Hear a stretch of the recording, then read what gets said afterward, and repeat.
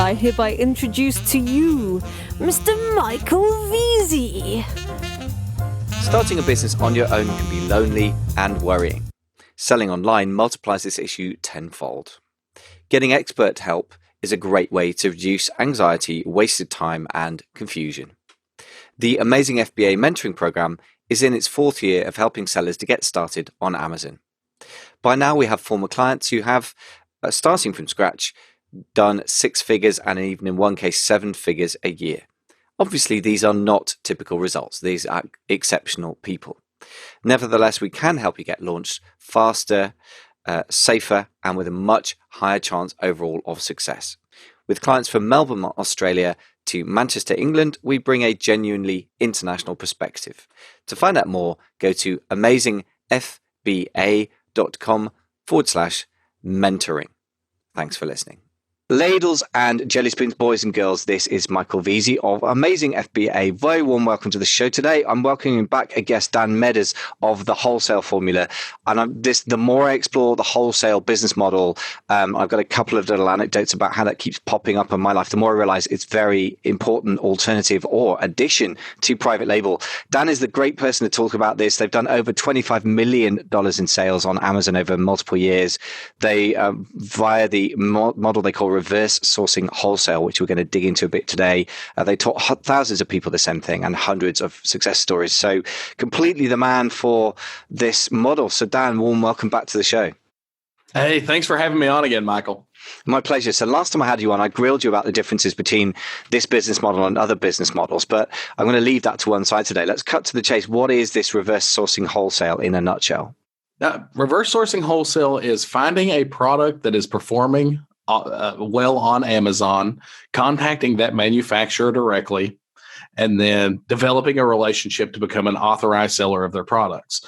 Where this differs from, say, traditional wholesale sourcing is in a more traditional route, somebody would go to a distributor, find out what the distributor carries, find out what products are good. But the problem is that you just never know what you're really going to get, right? Like you're always just kind of reaching into a blind bag and hoping to pull something out. And it's really inefficient for the current market versus our strategy. And ultimately, one of the things that we found and huge benefits of reverse sourcing wholesale is the fact that whenever you're able to develop that relationship, you're developing it directly with the brand.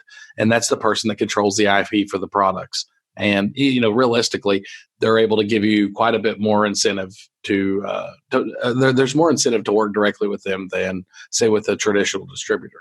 Okay, so I guess what you're saying is two things. The first thing is that the product choices themselves, if you're starting with a catalog of products, that doesn't really relate necessarily to how well they sell on Amazon or whether they sell at all. So that's very inefficient, and you're getting around that, which we'll talk about in a second. And I guess the thing is, if you go directly to the brand, the second thing is you're cutting out the middleman, the distributor, then you're getting further back in the supply chain, and thus you're going to get a bigger cut of the revenue, right? I'm presuming. So that's fantastic. So forgive me, I'm going to breakneck speed here. So traditional distributor versus this reverse sourcing. I can understand why the traditional way is very inefficient. So how do you make that process more efficient? What's your starting point for this, deciding what to sell in the first place? No, it really is. It's finding our product on Amazon. We learned early on that, realistically, there's not a better place to look. I mean, at the end of the day, we're trying to sell products on Amazon. So why not start there and find what people are actually looking for and want? So that's the basis for our model. But we have we have a few criteria that we use to help us kind of parse through all those listings. As you know, there's, millions and millions and millions of listings on Amazon. How do you figure out which ones are good? And for us, it really starts with 3 primary criteria. Our first criteria is that Amazon doesn't sell the product. The reason, it's not that you can't compete with Amazon like most people believe, would feel like that's the reason. It's less to do with that. But Amazon doesn't play fair.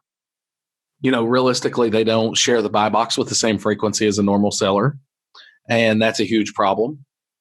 They do force you to aggressively price down. Like ultimately, sometimes you can beat Amazon, but it's like, I don't want to be in the position to constantly make the minimum amount of money. And then the third reason is a really big reason. And it's, whenever Amazon's on a product, it makes it much harder for you to change or alter a listing. And that's part of what we do is we focus on adding value to the brands that we work with and optimizing their presence. So that, could be something like adding better bullet points, adding a better description, and having Amazon on the listing just makes that incredibly difficult. So that's the first criteria is no Amazon. The second criteria that we utilize in our product selection process is that we look for products with 3 or more sellers. And the reason that we focus on products with 3 or more sellers is that, it's counterintuitive, right? It's like, I want to be the exclusive seller of all the products that I carry. So why would I want to start with a product that has 3 sellers? And the logic is that you're starting from a point of knowing that they're open to working with third-party sellers. And the reason that's big or reason that's important is, it's opportunity costs. There are literally millions upon millions upon millions of brands to contact. If you contacted them all, there just wouldn't be enough time to actually operate your business. I mean, there's literally no way you can do it. So we want to start from a position of they're more likely to work with us. So we're not spending so much time dealing with companies that, really aren't aligned in our mission. So the reason we like 3 or more sellers specifically is particularly on Amazon, kind of a phenomenon. And I know something that you work a lot more with is private label. And, realistically, when you see a lot of single seller products where one seller selling it, it's very high likelihood that it's a private label product or that it's an established exclusive. And you guys know in that private label community, realistically, whenever you designed your product or built your product, you did it with the intention of being the seller in mind, right? Like you were always going to be the retailer of that product on Amazon, at least until you scaled it until to the correct point. And so our interests don't necessarily align very well with those products. So we tend to look for products with 3 or more sellers. The next criteria that we really focus on is that the product sells, numerous times per month. And numerous can be kind of like defined how you want it to, relatively speaking. We prefer products that sell at least 40 or more times a month with a sales history of that. And the reason we do that is the worst thing you can do in wholesale is very, very much a cash flow rewarding business model. Like realistically, you buy a product, you don't have to invest a lot into it to have it sell. And you kind of have that minimum amount of sales that are going to take place on that listing. So whenever you are selling a product, a wholesale product, realistically, it's order your product, you sell through it, and you realize your return. To do that, the worst possible thing that can happen is that you have that your money dies, right? Like you buy a product and it doesn't sell. So that's what we want to do is we want to focus on products that have an established selling history. So our money makes sure that it's consistently turning. Because in wholesale, that's how we make money is by buying a product, selling it, realizing our return on investment right there, and just continuously doing it again. So again, it's really important to make sure that you're buying products that sell.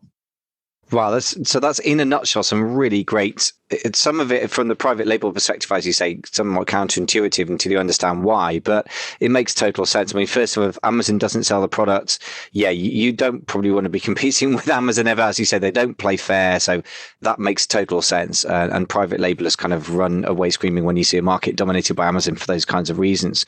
Totally makes sense. You want products with 3 or more sellers, which is one of the ones where your instincts as a private labeler, you're going to have to park that for a minute. Go, what? I don't somebody else on the listing, but no, it's not your product anymore. So yeah, and the other thing is you really don't want to be up against private labelers because they probably have like 3 products they've invested their life savings in. It's like going up against a dog with a bone. You're not going to wrestle it off them. They'll go down in flames before they let you get over there anyway. So, and the product selling numerous times a month. In the end, I think that is where we have common ground with private label model, which is to say you never want to just tie your cash up and then it sits there.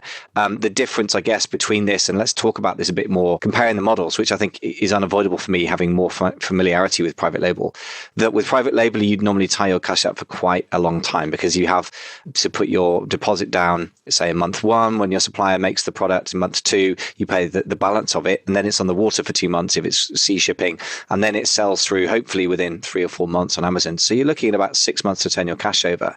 So tell me how wholesale model compares with private label in terms of the cash required and the cash flow or the cash turn. For sure. And I think there's something else I can kind of bring into this, and it's why I believe private label sellers are the best wholesale sellers on Amazon. So you think of it from this perspective. Like you mentioned, whenever you go order a private label product, typically you're ordering it from China. You have to pay your deposit. It's manufactured. It ships across the sea. There's like all these things that take place. And what is it? Probably a month, 6 weeks, 8 weeks that your money is tied up. Would you guess, Michael? Is that fair? That's really optimistic. To be fair, it doesn't work out neatly because obviously all of your money will be tied up for 3 months. If you're getting it, typical lead time is 1 month for manufacture, 2 months for shipping. And then most of your money is going to be tied up for the remaining 3 months while the inventory sells through. So you can't put a neat figure on it, but it's going to be between 3 and 6 months. Wow. So quite a long time. Okay, so with the wholesale model, like a big difference there is the vast majority of our products are ordered domestically, right? So that means that for a product, let's say I call one of our suppliers and I want to place an order. And again, another thing that we do is we don't actually have a warehouse or anything. So we use a prep center and the vast majority of our products just go directly to Amazon. So let's say that it's a product that ships directly to Amazon.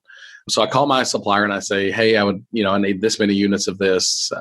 I go ahead and do whatever their process is for, if I pay for it or if I don't. Like I get a lot of terms with suppliers as well. And then they ship our order into Amazon like immediately. So, that's one of those, like our turnaround time from placing an order to having our products received is oftentimes 7 days or less. And then it's, bear in mind, like let's say that I'm ordering, we tend to order 30 to 45 day supplies depending on kind of the lead times and things like that. Like it's as far as a model. And then a lot of times we get, say, 30-day terms.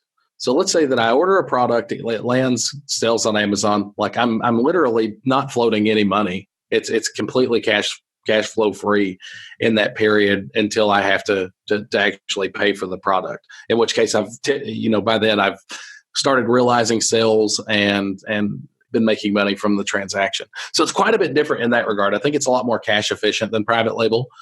And that's a big deal for private labelers. Like I think for private labelers, the thing that they struggle with is being able to snowball their cash and be able to get into more products faster.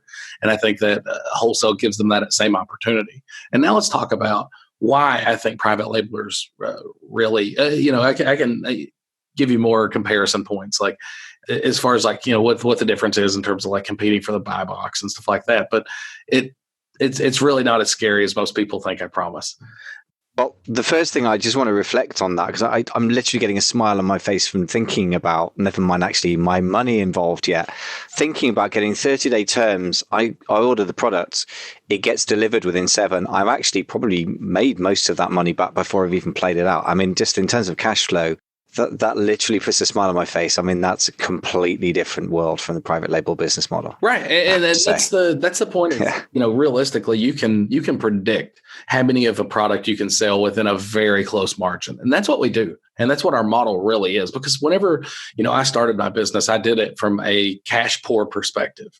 Like we had to be focused on turnover. We had to be focused on, making sure that our money didn't get tied up into dead inventory. So we always focus on products that sell and utilizing terms, utilizing other aspects of the business to make sure that our cash is consistently moving. So it really is. I mean, I think it probably is the best cash flow model, because even though, let's say you look at a model like retail or online arbitrage, like that's less cash intensive than private label. But it's still more cash intensive. Like no retail store is giving you terms on a transaction, right? Like that's just not happening. And same, so you're always paying for your inventory up front. So that's a big reason that I really do like wholesale. But let's talk about why private labelers are really good at it. And whenever you think about the skills that make you good at private label, right? And you got to look at what wholesale is and the way that most people approach wholesale. If you look at the vast majority of products, and I'm sure that, as a private label sellers, you guys do this a lot. The vast majority of listings are terrible, right? Like the vast majority of listings that you see on Amazon are terrible. And whenever I go look for products, I notice the same thing. The vast majority of listings on Amazon are terrible. What you have to realize is for the brands that we work with, they have established like they have established followers and fans, right, that are just loyal to the brand. And whenever you're able to optimize that listing, it has such fast impact. Like, if I go in and I soup up somebody's listing that already has a following, they're going to get immediately higher conversions, which starts moving them up the ranks faster. So like whenever you have these, whenever you understand the components of changing or optimizing a listing and can do it for brands, it's something they've never typically had. Like that's why there are so many bad listings on Amazon, because nobody's taken the time to optimize them. Instead, it's been always viewed as a transactional relationship. So that's one of the reasons I feel like private labelers specifically have an advantage in wholesale, is they know a lot about optimization and they know why it's important. And then whenever they are able to do that for brands, like they're able to develop that really good connection and bond because they were able to do something nobody else has done. It's a way to strategically add value, and private label people have gotten into that habit of being able to add value on their own listings to kind of like set them apart. Yeah, I agree. And by the way, just in case, if you live in the world of listening to Amazon podcasts, or you've been private labeling or even preparing to do that for several months, I promise that the shockingness of the listings out there from huge brands. I think of Panasonic, for example. I wanted to buy some earbuds. Don't sue me, guys. And one of the listings there, I couldn't buy it because I just wanted something that would plug into the computer, the ones I'm using right now. I can't even remember the brand, because they literally didn't show me the plug. They showed me just the earbuds in the main product picture. I couldn't even tell whether it would physically fit my device or not. So even though I was really predisposed to buy it because the brand is so strong, Panasonic, Sony, those things, they all had such awful listings. And I just thought, wow, okay, Panasonic's a big brand. They're not going to listen to me necessarily. Although let's talk about that in a second, about the approach to suppliers. But I just thought it would be so dead easy to make this more sellable. I was on the verge of clicking buy, and I just couldn't because I couldn't physically see. That's how bad it can be. And the other thing is that people who come into the mastermind, who've otherwise been in business, some cases generations, in selling to brick and mortar stores, their minds are blown by the Amazon thing for several months. So do not underestimate how bad people can be at Amazon. It sounds like a crazy thing to say on an Amazon podcast, but if you live and breathe Amazon, if you're a private labeler, yeah, I 100% endorse what you're saying. Just I've seen it myself. So talking of which then, unless you have other really important things to add on that, I think we should crack into how do we contact the manufacturer? Because I guess the next thing I was just saying myself, I suppose I'm voicing my fears. Oh my God, why would name this brand be interested in talking to me? So how do we overcome that? Sure. No, but that's, the reason that I had mentioned that private labelers are great is the reason that brands would be interested in working with you, right? Brands have never had that type of attention paid. That's why there's so many awful, god awful listings on Amazon. People have always viewed it transactionally. It's that mindset of I buy from the distributor, I go sell the product, and when I start running out, I call them and order again, and that's the extent of our relationship. And that's what really has truly set us apart in our model. Is we focus on adding value beyond the traditional order process. Like, all the vendors that we work with, we start optimizing their listings. We start to help them with their pictures or whatever it is to be able to add that extra value so they can see increases in sales. And then they start wanting to work with us exclusively. It's not something that happens overnight, but it happens whenever you consistently provide value. And, that's what all these brands want is, they need their own expert. So it's having these skills. I think having the ability to improve Amazon listings and make products sell better is a skill that's currently in high demand. Like being able to show a track record of being able to improve a listing, understanding the core processes, making something sell better on Amazon is a skill that I promise you significantly more manufacturers are looking for than you currently believe. And it only gets, it's only that's only going to go up. Because think about the world. Think about the world that we live in, particularly in relation to Amazon.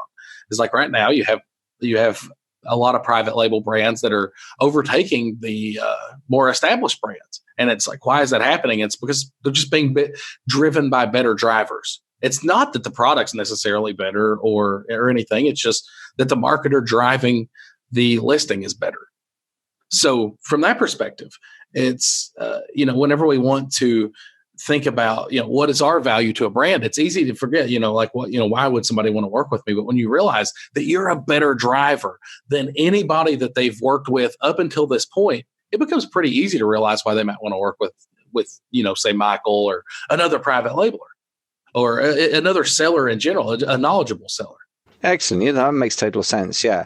And you're right. I mean, there are a couple of proofs of concept. I mean, one is that the fact that private label products do routinely outsell established brands in an area. If their pricing is right, they may be somewhat cheaper, but not just based on price. Plus the, really effective pictures, infographics, well-written text, optimized for keywords, all the stuff that, as you say, we live and breathe this stuff every day. It seems like meat and drink, normal to us. And as I said, yes, that they're, as you say, that there is always going to be more and more demand as manufacturers get onto the idea that Amazon is important, but we don't know about it. That's one of the things that I speak to Will Chernland, who runs a consultancy for brands like that, and he says they could train somebody up in-house, but they have a lot of other things on their plate, so they're quite happy to outsource that, really. And especially, as you say, if you not just a guy that's transactional, but wanting to add value. I think that's a real key. And obviously one of the big things I know is key to your sort of business model, your approach. So, okay, how do the nuts and bolts look for that then? So, okay, I get the theory of that. How do I go about, what's a sort of typical path for doing this? I'm sitting in front of my computer. I've analyzed a bunch of listings. I'm gone, okay, your 3 criteria for reverse sourcing, which were that Amazon doesn't sell the product. You got 3 or more sellers.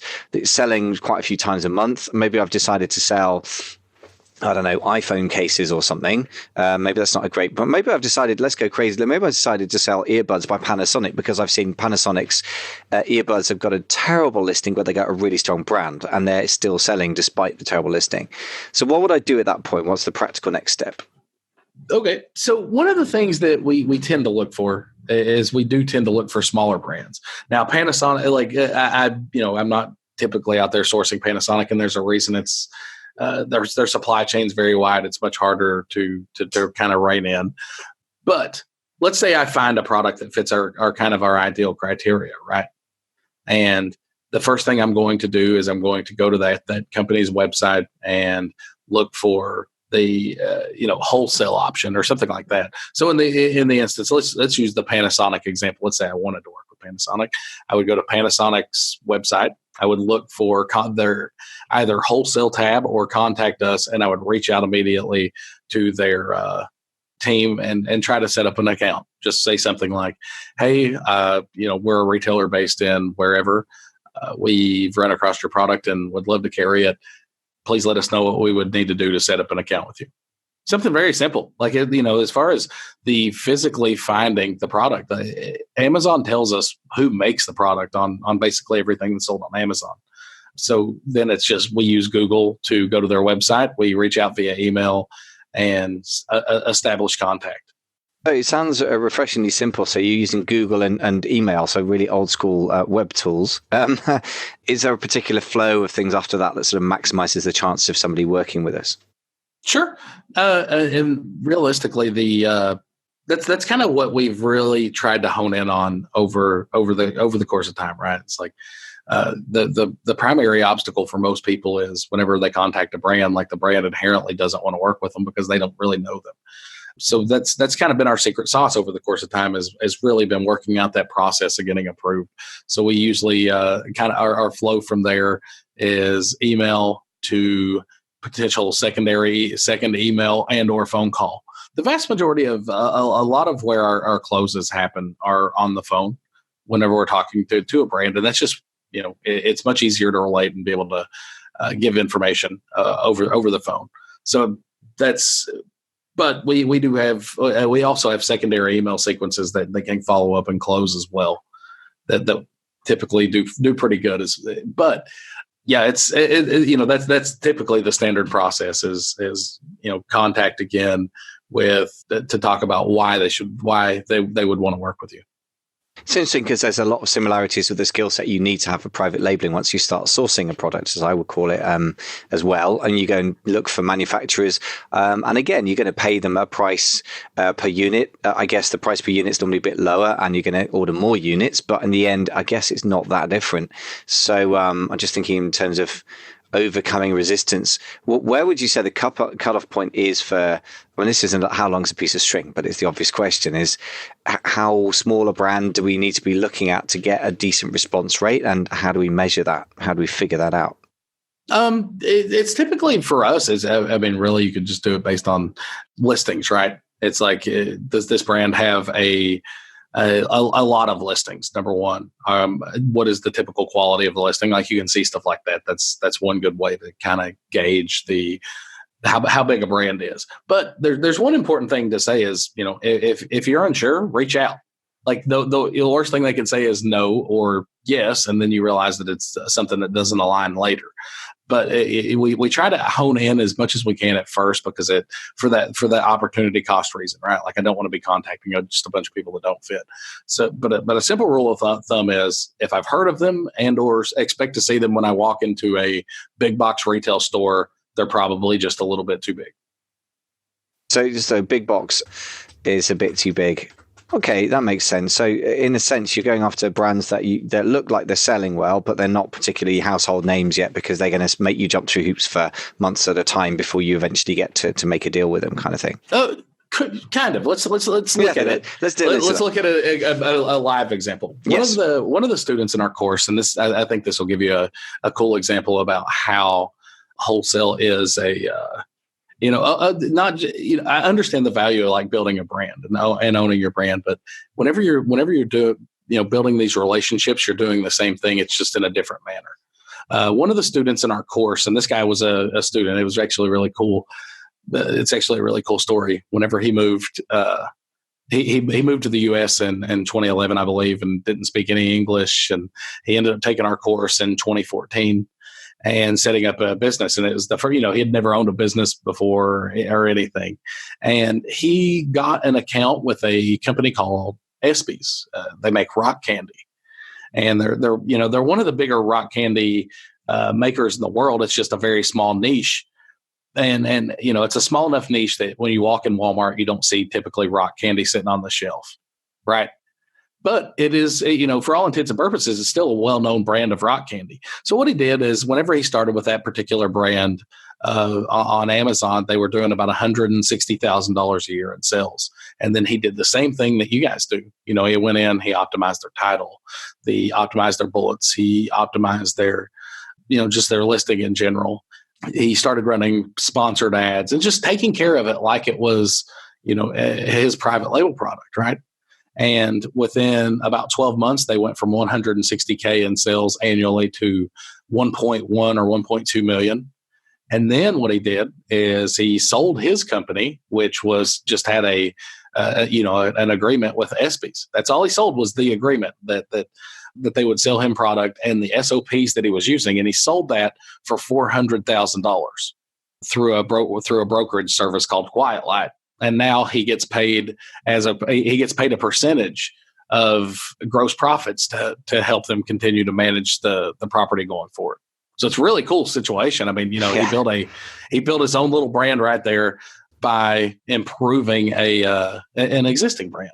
Funnily that you mentioned all of that, it ticks so many boxes. I mean, yeah, that's amazing that somebody who didn't speak English would probably have struggled for decades to get established in any kind of normal standard profession that gets paid well. And then basically he sold an account and a bunch of standard operating procedures. It's nice you mentioned Quiet Light Brokerage. We had Mark Dowse from Quiet Light Brokerage on the podcast just the other day. In fact, it hasn't been published yet, so you've given a nice plug to those guys. But yeah, it's lovely to think about that possibility of selling. So it sounds like there is, as long as the contract is written in a certain way and the SOPs are solid, that there is actually a sellable aspect to a business with Wholesale. Is that a typical example, or is that unusual that people actually sell wholesale-based businesses?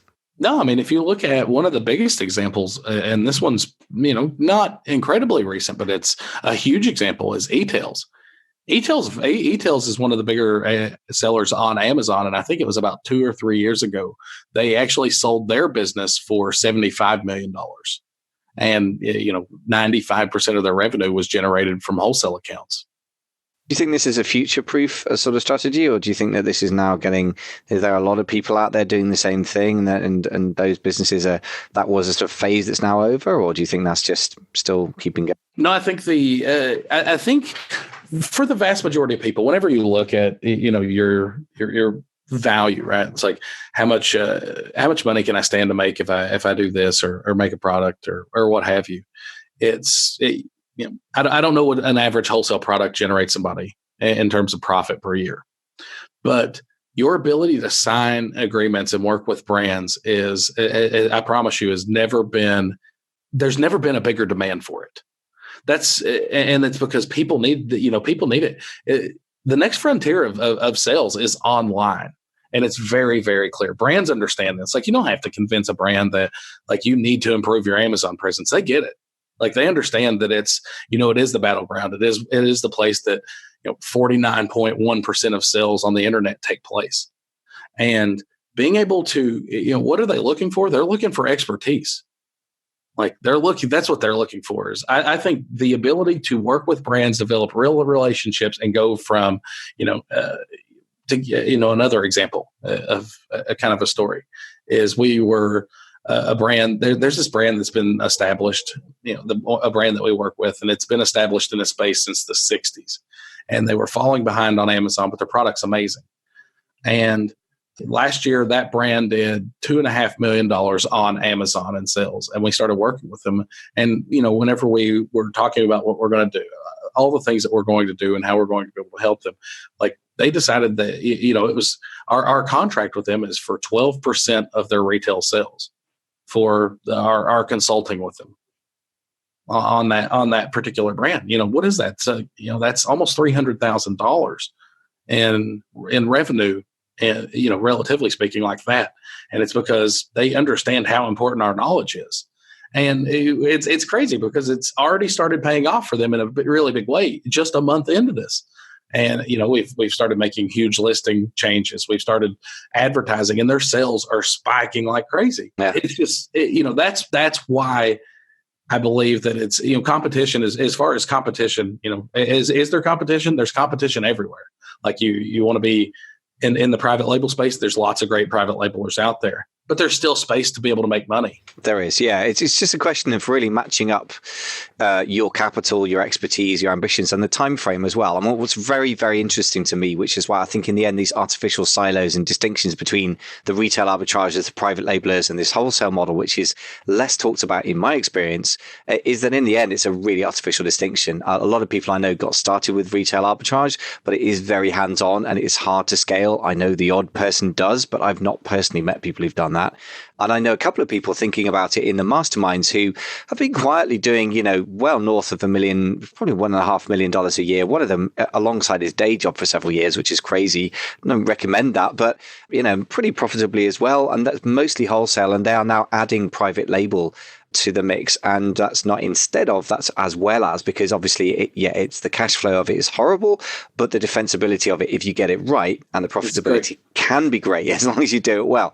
And as you said yourself, that that not all private label products are going to fly, even if you're good at it. So this de-risks it as well and increases the cash flow, sort of turning over your cash multiple times a year. So obviously really exciting. The thing that I think is a revelation to me from this chat is the fact that you can sell a business, not just one or two examples, but that is obviously quite a thing, that if you are good at creating a watertight agreement with a brand and you have the standardized ways of doing things that mean you can, package up your expertise, that's actually a sellable company in itself, which is amazing. I mean, that puts a whole new spin on it for me.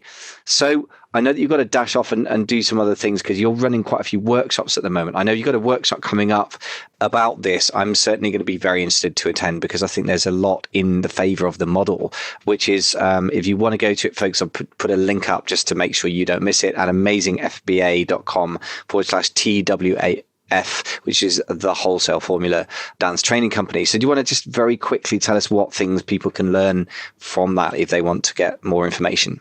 Yeah, absolutely. So our workshop, we do this thing once a year. It is it's 100% free. I want to start with that. It's 100% free, but we walk through our model, and it's like the criteria that we talked about today on how we select a product. But we go much, much deeper. What me and Michael were able to talk about here was what we could cover in 20, 30, 40 minutes or whatever. but this is much more in depth. We give examples of, that's that product selection process.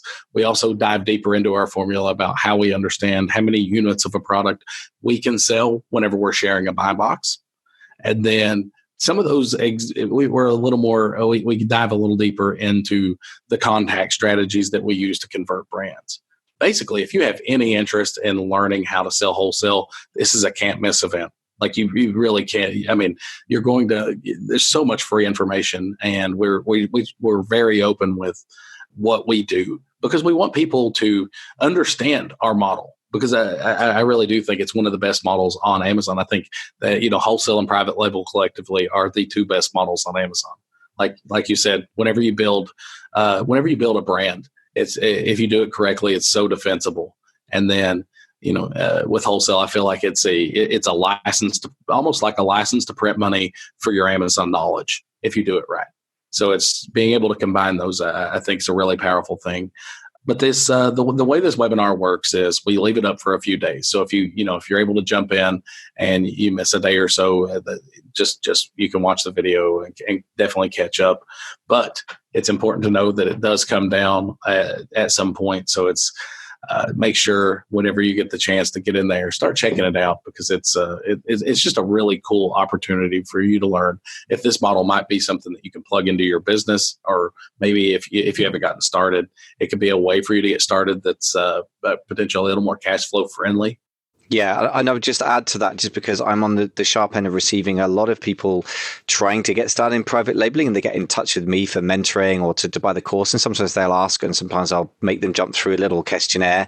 And frankly, if you've got small capital available in this day and age, I don't believe you should be trying to private label. And I always feel really bad turning people away. And the only alternative I've been offering at the moment is, why don't you do some retail or online arbitrage, which I've never personally been that excited about because it's so labor intensive. And as you've discussed with me before, you just can't really, if you go to Tesco's and buy, 50 of some kind of, I don't know, Tresemme shampoo, I don't know why that springs to mind, for $3, and you sell it on Amazon for 20, that's wonderful, but you can't repeat that. And that's a terrible thing. So I really, really, really feel strongly that I want to be able to help those people, many, many people out there who shouldn't probably be private labeling yet because they haven't got the capital to do it properly, and they won't succeed in a competitive market, but who by everything you've said, they tick the box for, could I do the wholesale thing, and learn a bunch of skills that eventually, if they wish to, they can also parlay into their own brand. So I really begging you, if you're one of those guys that's been in touch with me, I'm sorry that I couldn't say, yes, do this thing.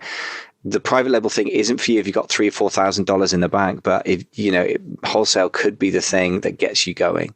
So I would just plead with anyone to check out the model, whether you're interested in Dan's version of it or whoever else. I have to say also that this is not a model, unlike private label and retail arbitrage, that I personally, even though I've been in the Amazon space for 5 years now, have heard about every 5 minutes. It's not discussed a lot, but I personally know several people who are quietly making a lot of money with it. So that's another major hint, right? When everyone's talking about it, it's probably already done. But when you've got a few people talking about it and they're making the money, for me, that says check this thing out. So bit of a plug there, but I think I'm genuinely excited about this. I think it's going to be something I'm going to be plunging into as well. And I think, as you said, the skill set from private label makes this pretty much of a no-brainer to explore, at least. For sure. So Dan, it's been great to have you on. I know you're dashing around, so I appreciate your time. Thanks so much for coming on and sharing about this exciting business model. Hey, thanks for having me again, Michael. My pleasure.